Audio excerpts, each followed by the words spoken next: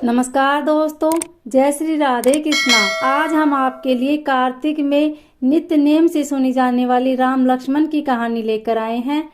कहानी सुनने के बाद आप हमारे चैनल को सब्सक्राइब करें, बेल आइकन को प्रेस करें ताकि हमारी वीडियो की नोटिफिकेशन सबसे पहले आप तक पहुंचे।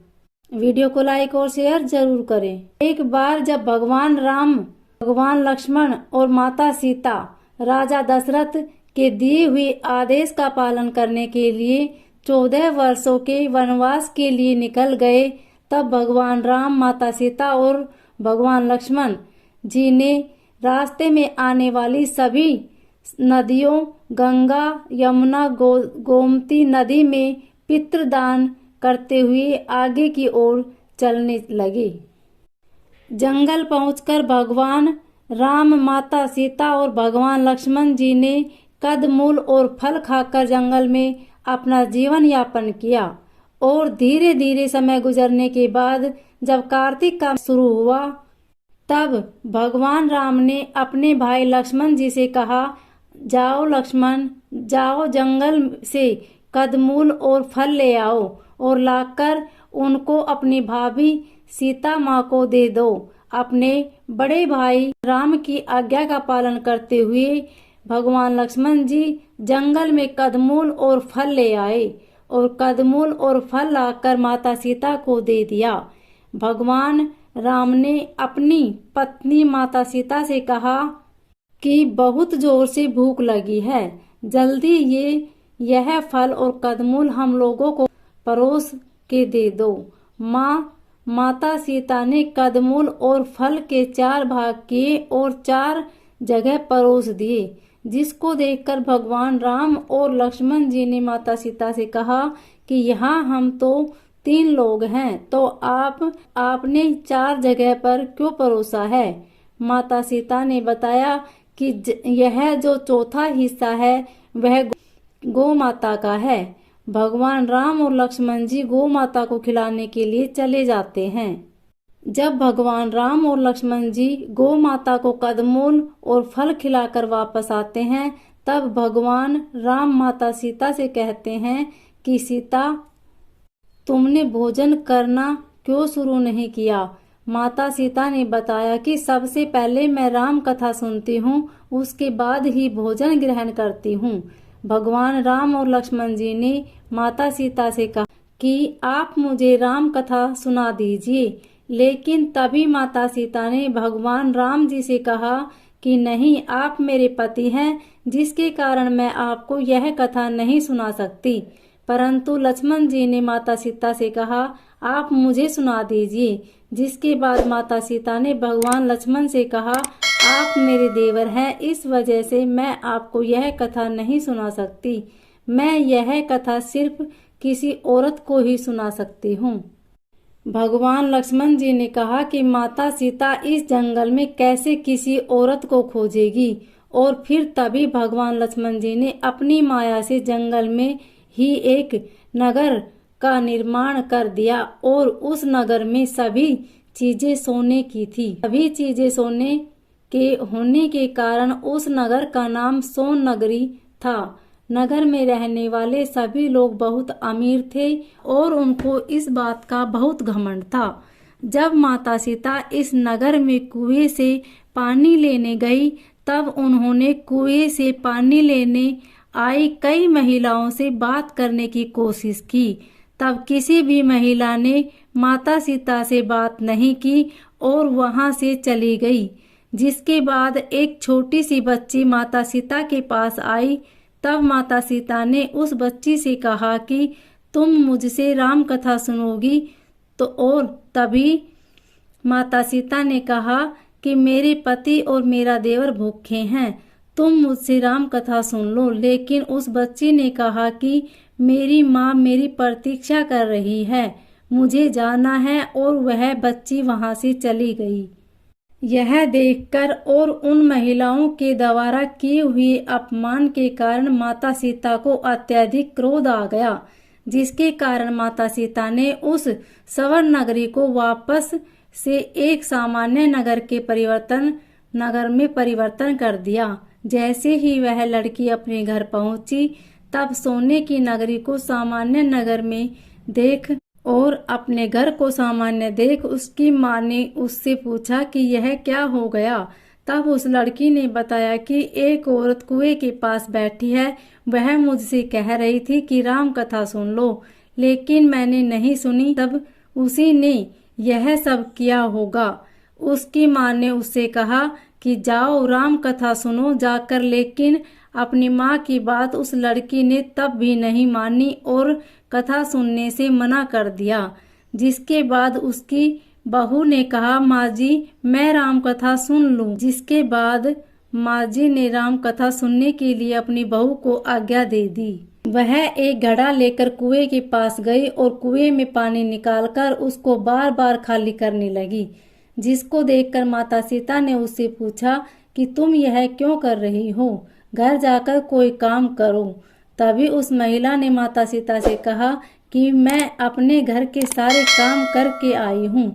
जिसके बाद माता सीता ने उस महिला से कहा कि तुम मेरी राम कथा सुन लो, मेरे पति और मेरे देवर भूखे हैं। तब उस महिला ने कहा कि आप मुझे राम कथा सुनाइए।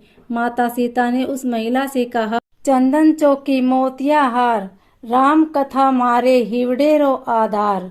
राम कथा सुनाऊं राम ने मनाऊं, राम कहे तो परदेश में जाऊं।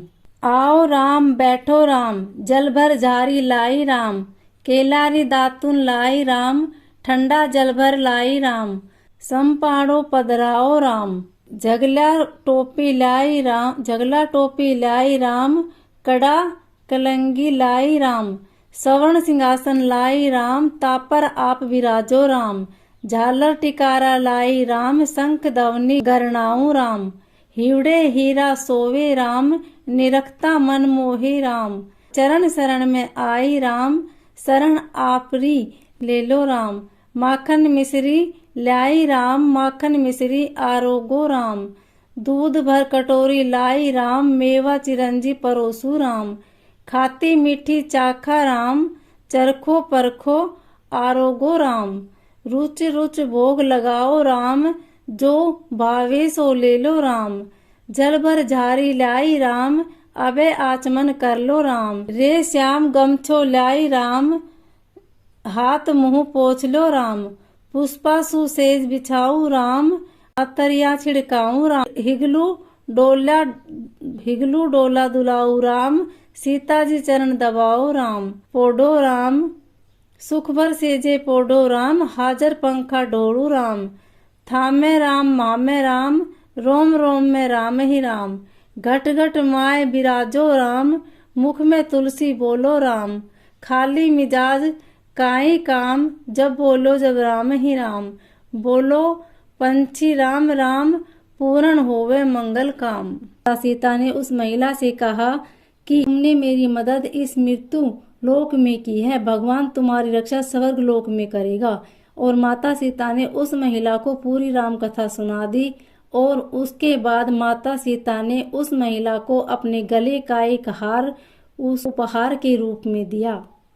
वह महिला अपने घर गई, तब उसके मटके सोने के सिक्कों से भर गए। यह देखकर घर में सभी आश्चर्यचकित हो गए।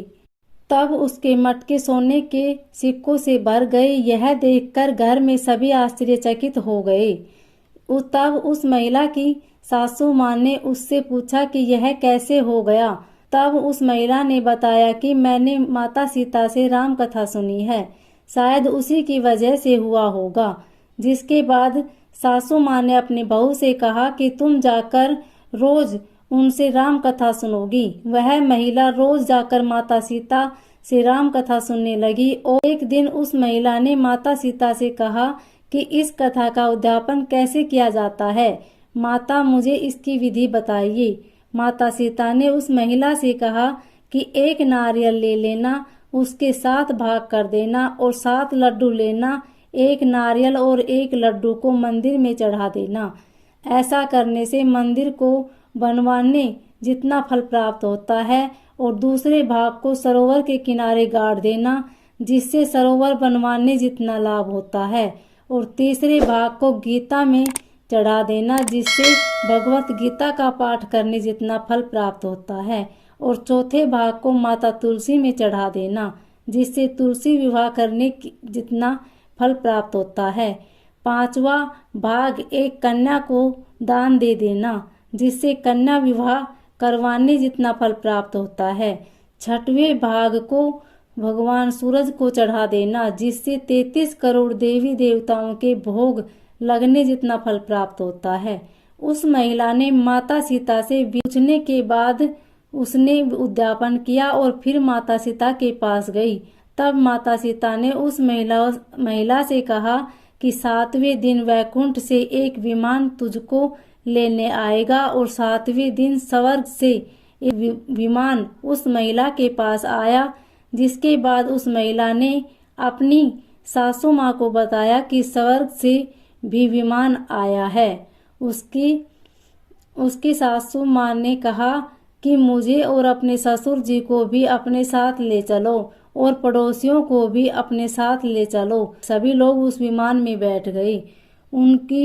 उसकी नंद आई। नंद ने उस महिला से कहा मेरे को भी ले चलो, जिसके बाद उस महिला ने माता सीता से कहा कि माता इसको भी ले चलो। माता सीता ने कहा कि इसने इस धरती पर कोई भी दान नहीं किया है और इसने कोई पुण्य नहीं किया है, जिसके कारण मैं इसको नहीं ले जा सकती।